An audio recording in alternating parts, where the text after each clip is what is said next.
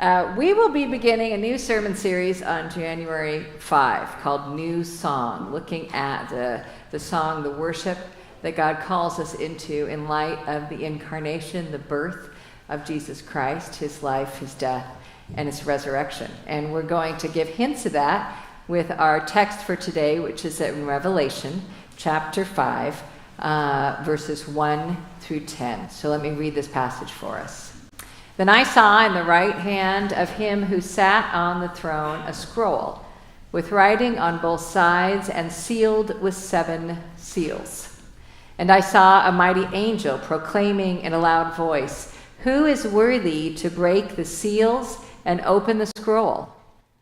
But no one in heaven or on earth or under the earth could open the scroll or even look inside it. I wept and wept because no one was found who was worthy to open the scroll or look inside. Then one of the elders said to me, "Do not weep. See, the Lion of the tribe of Judah, the Root of David, has triumphed. He is able to open the scroll and its 7 seals." Then I saw a lamb, looking as if it had been slain, standing at the center of the throne, encircled by the 4 living creatures and the elders. The lamb had 7 horns and 7 eyes, which are the 7 spirits of God sent out into all the earth. He went and took the scroll from the right hand of him who sat on the throne. And when he had taken it, the 4 living creatures and the 24 elders fell down before the Lamb. Each one had a harp, and they were holding golden bowls of incense, which are the prayers of God's people. And they sang a new song, saying, "You are worthy to take the scroll and to open its seals, because you were slain, and with your blood you purchased for God persons from every tribe and language and people and nation. You have made them to be a kingdom and priests to serve our God, and they will reign on the earth." This is the word of the Lord. Thanks be to God. Please pray with me. Lord Jesus Christ, I pray that the words of my mouth and the meditation of our hearts will be acceptable in your sight, our rock and our redeemer. Amen. There's a great surprise in heaven in this vision that John has. Revelation is a vision that the last of the apostles, the last of the 12 that followed Jesus, who was left alive on the earth, had while he was exiled on a small island called Patmos. And he sees this throne room of heaven. And expecting to turn around and see the Lion of Judah, who's powerful enough to save, he turns around and sees a diminutive lamb, and not only a lamb, a slaughtered lamb. It's the paradox that's at the center of all Christian worship. It's a God who can spin the universes into existence. Are there universes? There's one universe and many galaxies. Would that be more accurate? If you were me sitting in the pew, that would have bugged you, so I just wanted to clarify it. This is a God who is powerful enough to create galaxies and a universe, if not several, who then empties all power to become human. There's a Colorado singer-songwriter called Doug Elsroth who has a song called Lion of Judah. It's one of my favorite at Christmas. He writes this, he sings this baby of Nazareth is God breathing human breath. Infinite God, now infant, so small. Israel's I am, cradled in Bethlehem. The giver of law at the mercy of all. He's the Ancient of Days, now brand new. Hear the voice of the Creator as he coos. God omnipresent in small Bethlehem. Come worship Judah's great Lion, now Lamb. Human nativity is God, now on bended knee. Omniscient and wise, now unable to speak. Ruler of Zion, just straw now to lie on. Once never slumbered, yet now fast asleep. He's the Ancient of Days, now brand new. Hear the voice of the Creator as he coos, God omnipresent, in small Bethlehem, come worship Judah's great lion, now lamb. The center of the entire Christian walk is learning what it means to worship a God who is both legitimately and fully holy and unapproachable, and human and completely approachable. Because we're in the habit of choosing one over the other. Either we keep him at a real holy distance and seek to perform, or we cuddle him in way too tight and never obey. C.S. Lewis, in his book, The Voyage of the Dawn Treader, how many of you have read any of the C.S. Lewis books, right? Chronicles of Narnia. I think the Sunday after Christmas is a good Sunday for stories, so I'm going to read you quite a bit of C.S. Lewis stories this morning. And C.S. Lewis created this lion called Aslan, this character, not as an allegory of faith or of Christ, but he asked himself, if God were to become incarnate in this fantasy world of Narnia that Lewis created, what shape would that God take? And in Narnia, God takes the shape of Aslan. This lion who allows himself to be approached and seen and touched and personally known and humiliated and hurt, but is also a beast of wonder and terror and majesty, power and bearing. Lewis engaged readers in an imaginative experience of Aslan in order to recognize Jesus in their own world. At the end of the book, The Dawn Treader, Edmund asks if Aslan is in their world too. I am, said Aslan, but there I have another name, and you must learn to know me by that name. This was the very reason why you were brought to Narnia, that by knowing me here for a little, you may know me better there. This is the invitation of the Christian life, is to know Jesus. Lewis's own quest to investigate into God turned on this person of Jesus Christ, of God fully human, of all of God's goodness and majesty, power and grace in the man, Jesus Christ. Does anybody remember Siegfried and Roy? That magic act, Siegfried and Roy, yeah? So most of you don't remember Siegfried and Roy. I'm on the moment thinking I'll just drop this analogy. Does anybody know them? They were magicians. Okay, thank you. So they were magicians, and they worked in Vegas. They were the first of the big Vegas shows, and they worked with these white tigers, famously these white tigers, these massive tigers. And in the early 2000s, one of the tigers turned on Roy Horn, and he was mauled by this famous white tiger. In the middle of an act, the tiger grabbed him by the neck and pulled him off to the side of the show in front of everybody who was there. Roy always insisted it was because the tiger could tell that he was in danger of having a stroke, and so it was just trying to take him to safety. Everybody else who works with tigers said, no, this was a tiger being a tiger, and you had a stroke because he pierced your neck, your artery in your neck. Roy survived. He lived for many more years. He only performed again once. The tiger also survived because the tiger was just being a tiger. Many of you have also heard of Penn and Teller, the magicians Penn and Teller. Penn Jillette was also performing around the same time as Siegfried and Roy. And he wrote an essay in Rolling Stone at the time about this incident. He writes how he also used to always make fun of Siegfried and Roy for as long as he could remember. And he wrote this essay as a sort of get-well card.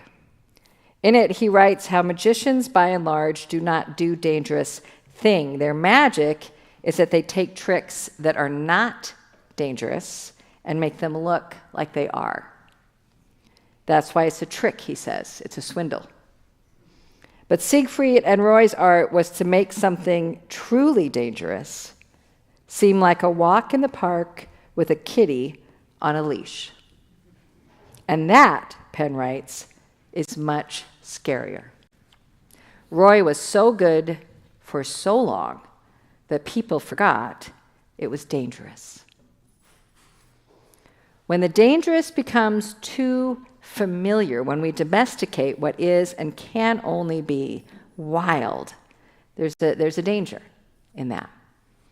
And this is one of the things that Lewis was writing in his writing, he helps to capture with Aslan, because Aslan the lion is never a stuffed animal or a stuffy or a tamed lion. There's a famous passage in the book, The Lion, the Witch, and the Wardrobe, when the children are first being introduced to Aslan by Mr. Beaver. "Who is Aslan?" asked Susan. "Aslan," says Mr. Beaver. "Why, don't you know he's the king? It is he, not you, that will save Mr. Tumnus." "Is he a man?" asked Lucy. "Aslan a man?" said Mr. Beaver sternly. "Certainly not. I tell you, he is the king of the wood and the son of the great emperor beyond the sea. Don't you know who is the king of beasts? Aslan is a lion, the great lion." "Oh," said Susan, "I thought he was a man. Well, is he quite safe? I shall feel rather nervous about meeting a lion." "Oh, that you will, dearie, and make no mistake," said Mrs. Beaver. "If there is anyone who can appear before Aslan without their knees knocking, they're either braver than most or else just silly." "Then he isn't safe?" said Lucy. "Safe," said Mr. Beaver. "Don't you hear what Mrs. Beaver tells you? Who said anything about safe? Of course he isn't safe. But he's good. He's the king, I tell you." Is he safe? No, but he's good. At another point, the character Mr. Tumnus says, "He's wild, you know, not a tame lion." Now, Bob, you have to remind me, is this apocryphal or did this really happen? Bob Davies, I seem to remember one time at an Easter service at UPres, was it Bruce or Denny who brought a lion out on stage? Do you remember? That was before your time. When I was a college student, I went to this Easter service, and somebody actually arranged for a lion to be brought on stage.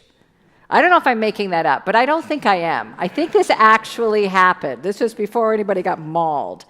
And read this passage about Aslan not being safe, but being good. And it made a huge impression, because I grew up in the church, and at that point I realized I had a rather domesticated God that I worshiped. I was pretty comfortable with Jesus. Nothing dangerous there, just domesticated. We don't come here on a Sunday morning looking for danger. We come on a Sunday morning looking for peace, for comfort, for encouragement, for healing. We long for safety. We long for refuge. And those are all really, really good things. The word for salvation is the word safety. It's safety from the harm of sin and death. It's safety or salvation that God also wants for God's children. But that safety, that salvation, depends on the goodness of God, a God who will act ferociously for justice, for the defeat of sin, with holiness, hating evil, loving what is good. So David writes in Psalm 34, "O taste and see that the Lord is good. Happy are those who take refuge in him. O fear the Lord, you his holy ones. For those who fear him have no want. The young lions suffer want and hunger, but those who seek the Lord lack no good thing." This is the good news, that God is good, and because God is good, we are safe. We are saved. There's another encounter in one of Lewis's books. It's in the book The Silver Chair. There's a young girl called Jill. And Jill gets to go straight into Narnia. She requests it, actually. She calls on Aslan, and she and Eustace are swept up into Narnia. And due to poor judgment on Jill's part, she finds herself alone at the top of a cliff, and Eustace having fallen over, presumably, she presumes, to his death, and she's alone. She weeps and weeps and weeps, and finally she gets thirsty and she hears a stream. So she goes to investigate to try to get something to drink. But she stops dead in her tracks. But although the sight of water made her feel 10 times thirstier than before, she didn't rush forward and drink. She stood as still as if she had been turned into stone, with her mouth wide open. And she had a very good reason. Just on one side of the stream lay the lion. If I run away, it'll be after me in a moment, thought Jill. And if I go on, I shall run straight into its mouth. Anyway, she couldn't have moved if she tried, and she couldn't take her eyes off it. How long this lasted, she could not be sure. It seemed like hours. And the thirst became so bad that she almost felt she would not mind being eaten by the lion if only she could be sure of getting a mouthful of water first. If you're thirsty, you may drink. For a second, she stared here and there, wondering who had spoken. Then the voice said again, "If you are thirsty, come and drink." It was deeper, wilder, and stronger, a sort of heavy, golden voice. It did not make her any less frightened than she had been before, but it made her frightened in a rather different way. "Are you not thirsty?" said the lion. "I'm dying of thirst," said Jill. "Then drink," said the lion. Would you mind going away while I do?" said Jill. The lion answered this only by a look and a very low growl. The delicious rippling noise of the stream were driving her nearly frantic. "Will you promise not to do anything to me if I do come?" said Jill. "I make no promise," said the lion. "Oh, I daren't come and drink," said Jill. "Then you will die of thirst," said the lion. "Oh, dear," said Jill, coming another step nearer. "I suppose I must go and look for another stream, then." "There is no other stream," said the lion. It never occurred to Jill to disbelieve the lion. No one who had seen his stern face could do that, and her mind suddenly made itself up. It was the worst thing she had ever had to do. But she went forward to the stream, knelt down, and began scooping up water in her hand. It was the coldest, most refreshing water she had ever tasted. You didn't need to drink much of it, for it quenched your thirst at once. There is no other stream. I've had friends who, after a long struggle against the invitation to come to Christ, came to Christ, and they described their conversion very much like this, as a terrible approach, but one they couldn't imagine not making given the alternatives in life. Some of us have created a distance between ourselves and Jesus. We fear the goodness and reject his safety.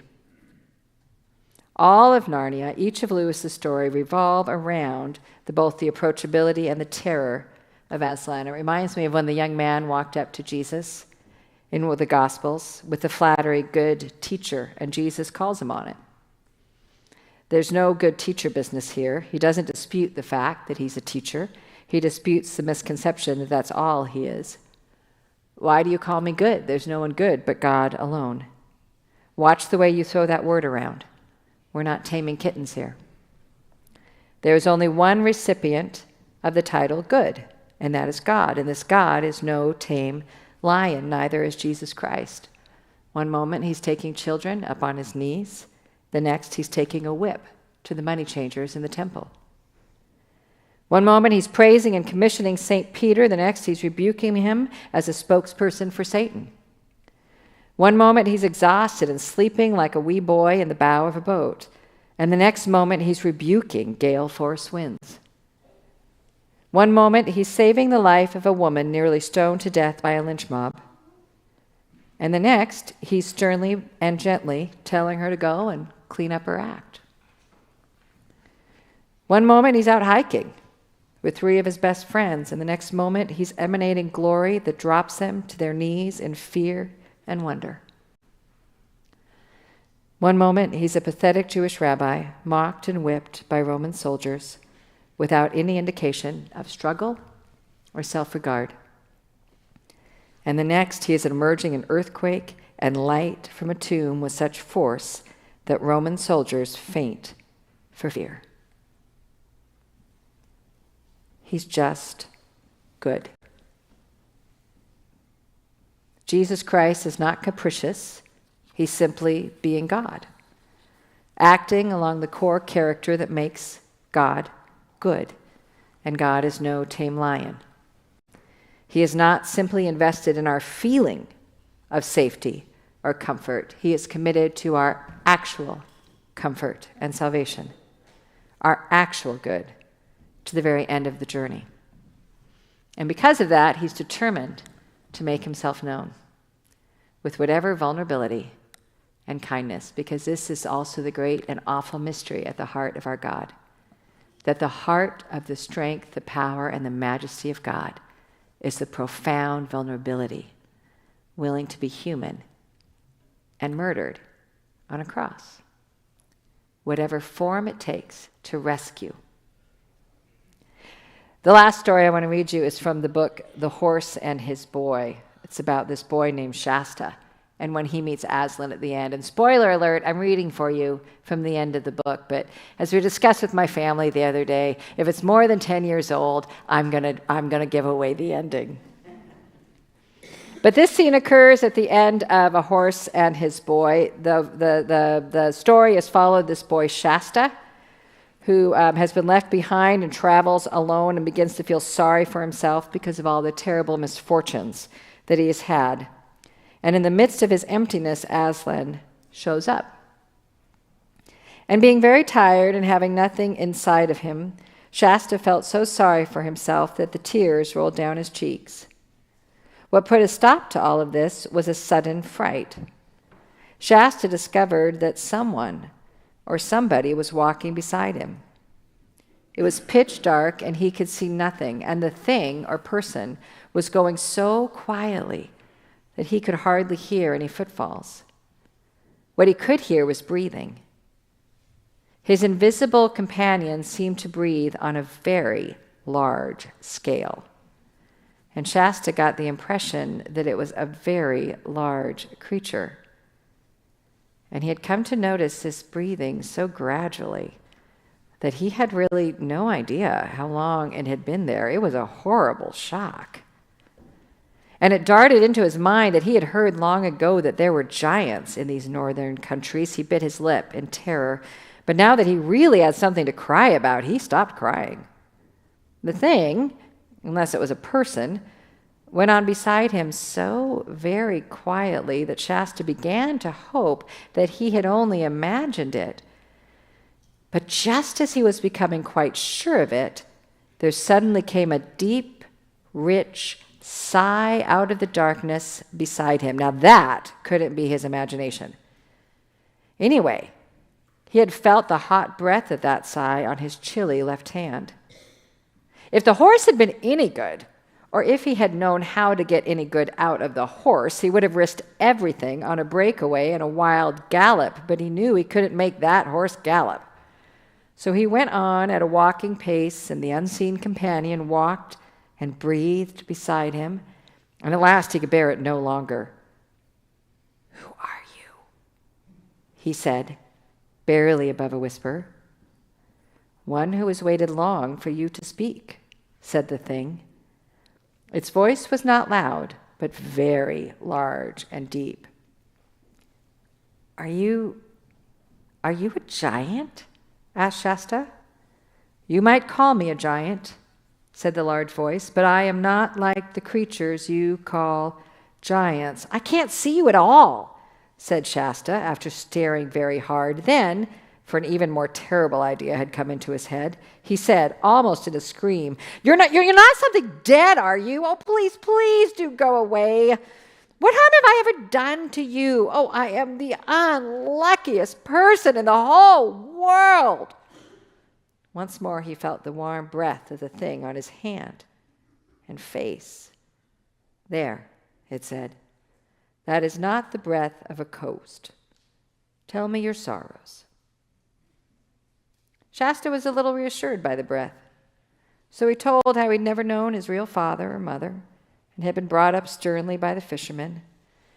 And then he told the story of his escape and how they were chased by lions and forced to swim for their lives, and of all their dangers as Tashbaan, and about his night among the tombs, and how the beasts howled at him out of the deserts. And he told about the heat and the thirst of their desert journey, and how they were almost at their goal when another lion chased them and wounded Erebus, and also how very long it was since he had had anything to eat. "I do not call you unfortunate," said the large voice. "Well, don't you think it was bad luck to meet so many lions?" said Shasta. "There was only one lion," said the voice. "What on earth do you mean? I've just told you there were at least 2 lions the first night, and there was only one. But he was swift of foot." "Well, how do you know?" "I was the lion." And as Shasta gaped with open mouth and said nothing, the voice continued, "I was the lion who forced you to join with Erebus. I was the cat who comforted you among the houses of the dead. I was the lion who drove the jackals from you as you slept. I was the lion who gave the horses the new strength of fear for the last mile so that you should reach King Loon in time. And I was the lion you do not remember, who pushed the boat in which you lay, a child near death, so that it came to shore where a man sat, wakeful at midnight, to receive you." I wonder where you are in your journey of discovering Jesus Christ. If you can relate maybe to my experience of hearing the beaver's description for the first time and recognizing that you have subtly but surely settled for a safe Jesus, a buddy Jesus, a tame and undemanding Jesus. Or if you can relate more to Jill's experience of knowing your own thirst and your own need, and so wanting a drink, but a bit anxious and unsure at what Jesus will do or who you will be required to be if you approach him. Or if Shasta's story piques your own curiosity about the ways that this good God has been guiding you throughout your own life and journey, in the comforting places and the fearful times, even in the moments you felt the least safe or protected.